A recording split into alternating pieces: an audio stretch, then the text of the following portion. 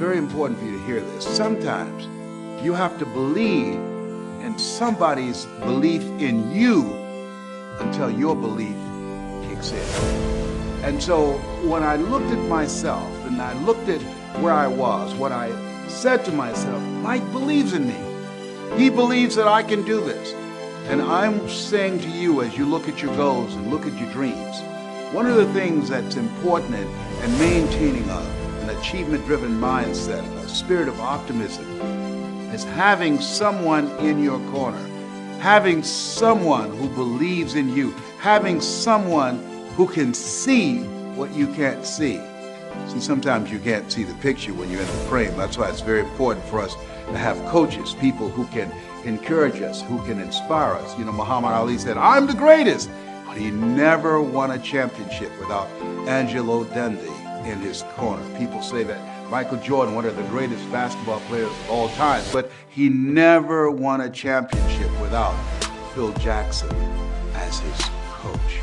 And so as you work on yourself and work on your dreams, I'm suggesting that you get someone in your life that you can partner with, someone that can see what you can't see, someone that when you feel you can't make it, someone when you feel I can't do this, and they can give you a word of encouragement and will make all the difference in the world.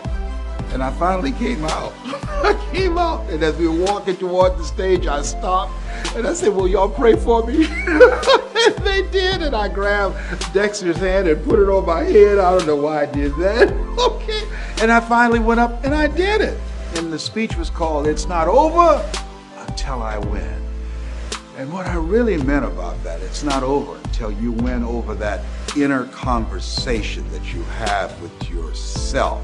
See, there's some things that you can do that you don't know right now. And just because you can't see it doesn't mean that it's not available to you. My favorite book says, "Eye has not seen, ear has not heard, nor has entered the heart of mankind what God has in store for you." There's some things that you can do that the heart can feel it, can experience it, but the mind can't get itself wrapped around it.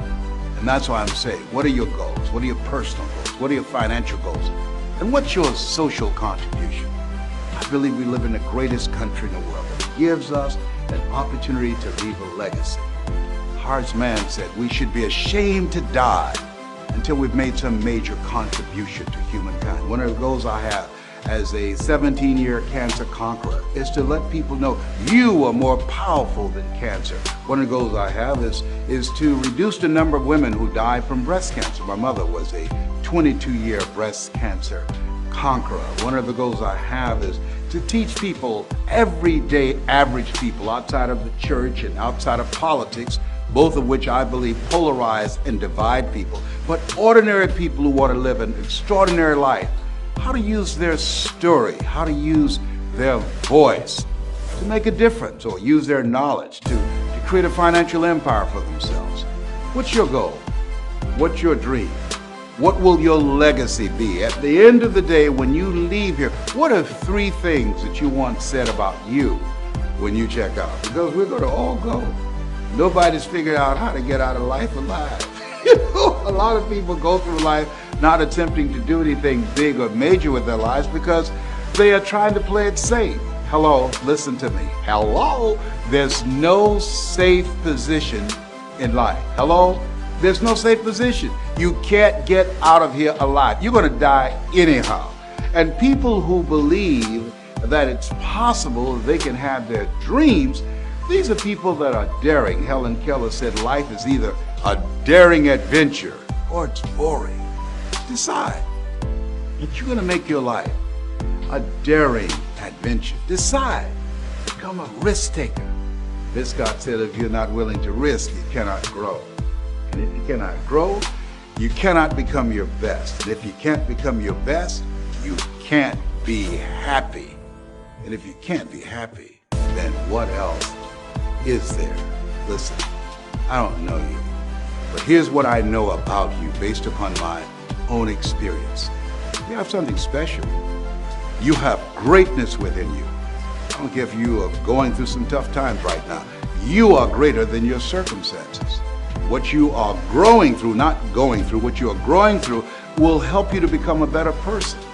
There are periods in life when you have to realize that you have to come to a place within yourself where you say, I'm not going out like this. I'm not going out like this. You've got to get to a place where you say, I've had it.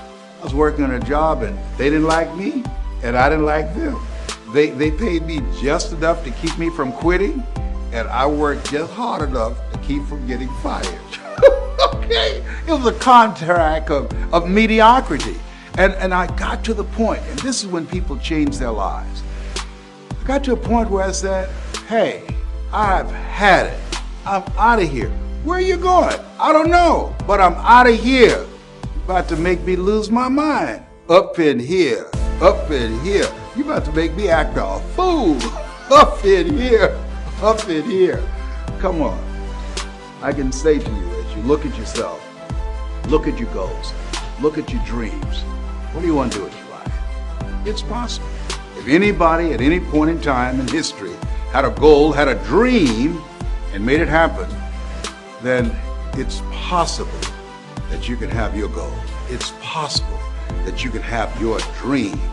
And as you look at yourself, work on yourself every day. Well, Les, what about those negative thoughts? You can't kill them. They're like little weeds. They keep on coming back. You can't kill weeds. They grow through the cracks of sidewalks. And so you can overpower those negative voices by listening to motivational programs, by tuning in on a regular basis to hear my voice, by reading 10 to 15 pages of something positive every day, by going to seminars and workshops and mesmerizing yourself with material that can help you to begin to get a different vision of yourself, change your whole approach of how you see life. And it will help you to get to that next level. It'll help you to get unstuck. And how does that happen, Les? It's a process. I wish I could just tell you, all you have to do is just think positive and be enthusiastic and everything is going to work out all right. No. You can have a positive mental attitude and life puts some knots on your head. You know, Forrest Gump said, life is like a box of chocolates. You never know what you're going to get.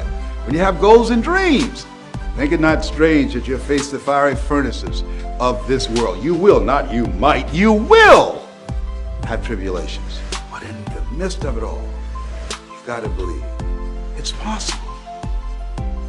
It's possible. A friend of mine, he was facing a life-threatening disease, Dennis, and he felt it was possible, even though his body was racked with pain, even though he was diagnosed with cancer at 18, even though the doctors called his family in and said he's not going to make it. He held on because he believed it was possible. He was not just a statistic.